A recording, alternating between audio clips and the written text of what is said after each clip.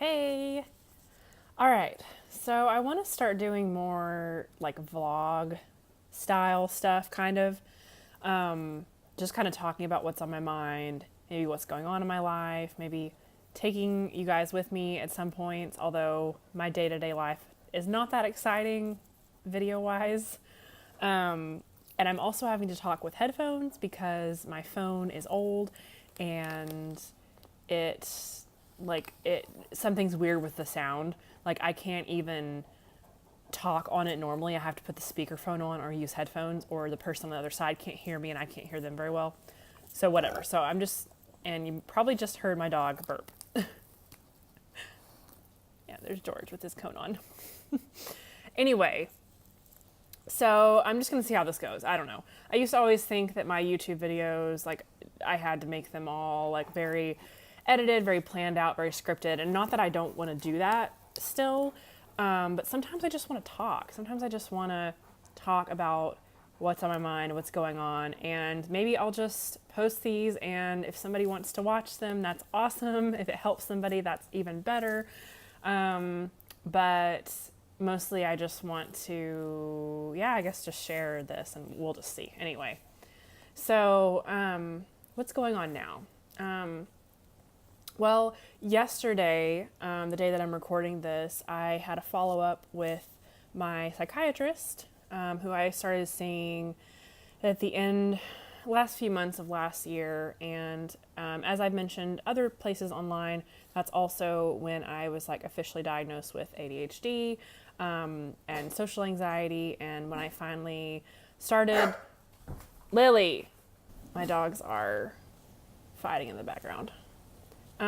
Anyway, that's when I first started like taking extra measures when it came to my mental health, and it's been amazing.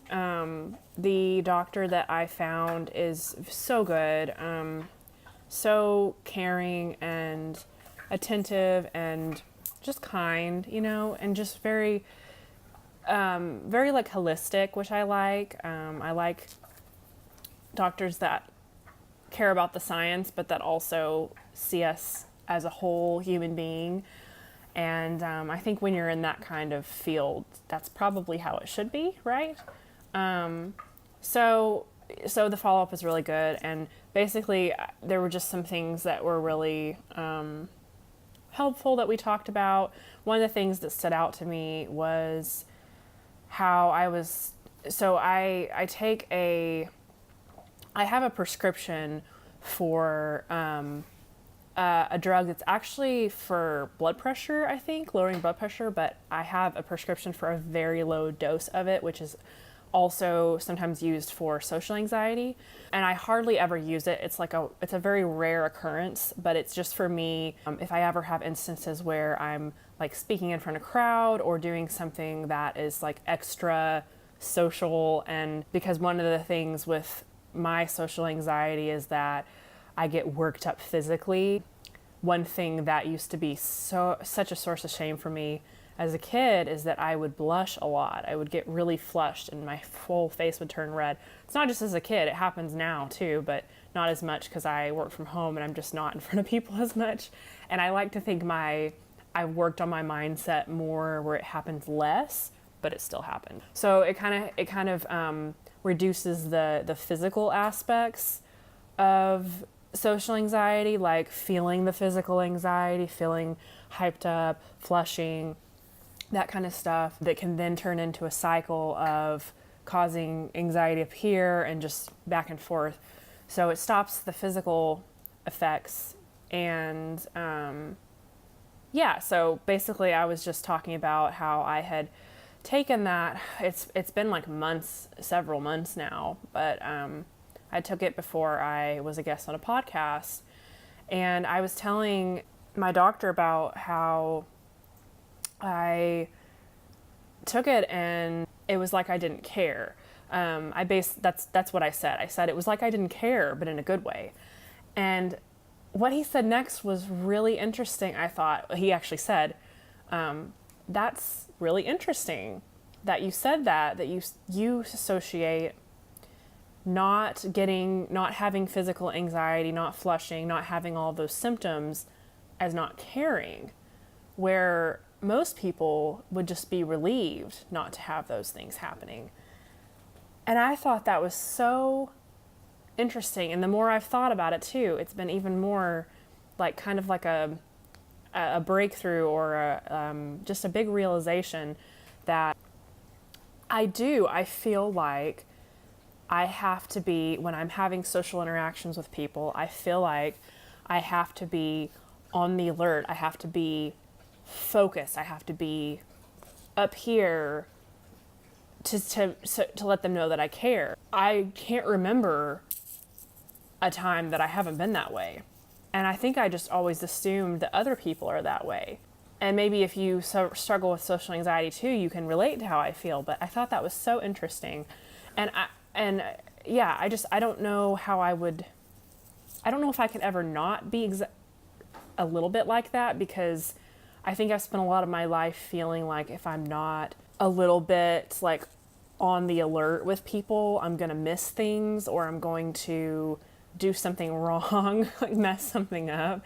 And maybe that's some of the ADD stuff too, because it's easy for me to space out and miss things. Or if someone's talking to me, it's easy for me to like space out in the middle of it and miss stuff, even if I'm really trying to focus. So anyway, I just thought that was really interesting. And we also talked about a lot of like mindfulness things, because I was talking about how I actually had a blog post on this recently about how meditation makes me anxious now.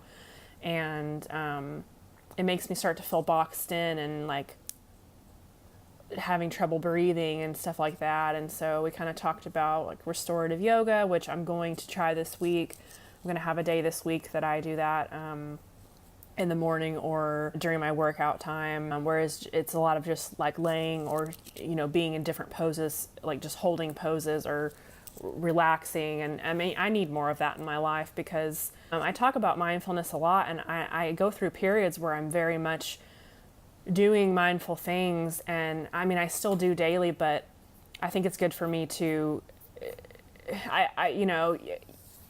another thing we were talking about is that it's a daily thing, right? Like mindfulness, nourishing your mental health it's a daily thing, a daily practice. And just like anything, like if you were to take a drug for anxiety or depression, you have to keep taking it for the effects to work, right? And you hear about people who will go off their medication because they feel good, so they think they don't need it anymore, when it could be the medication working. Well, I think it's the same thing with mindfulness techniques and holistic things that we do. And so we talked about some of the things in the book Feeling Good, which I've been wanting to do a review on this channel, and I haven't yet. But it's a great book, and it really talks about facing a lot of cognitive distortions that we can have about ourselves, and challenging them, and making ourselves step back and actually look at the reality of things, because the cognitive distortions are things that false beliefs that we have about ourselves or the world,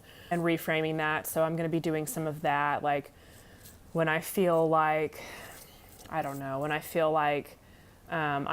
never do anything right, or something like that. I'm going to write that phrase down that I'm thinking, which is hard for me to like nail down exactly what I'm thinking, but I really want to try to do that, because I think that'd be helpful. And then write down contradictory statements to that, basically things that are actually true, and then reframing the thought. I think that will help a lot.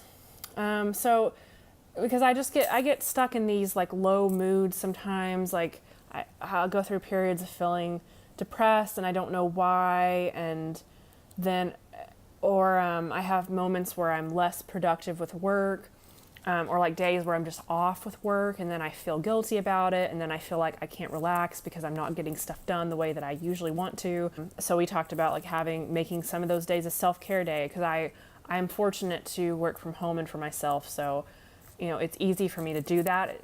It should be easy for me to do days like that, but I struggle with it because I feel guilt for giving myself that time. And these are all things that like I've discovered in myself in the past already. I've worked through before.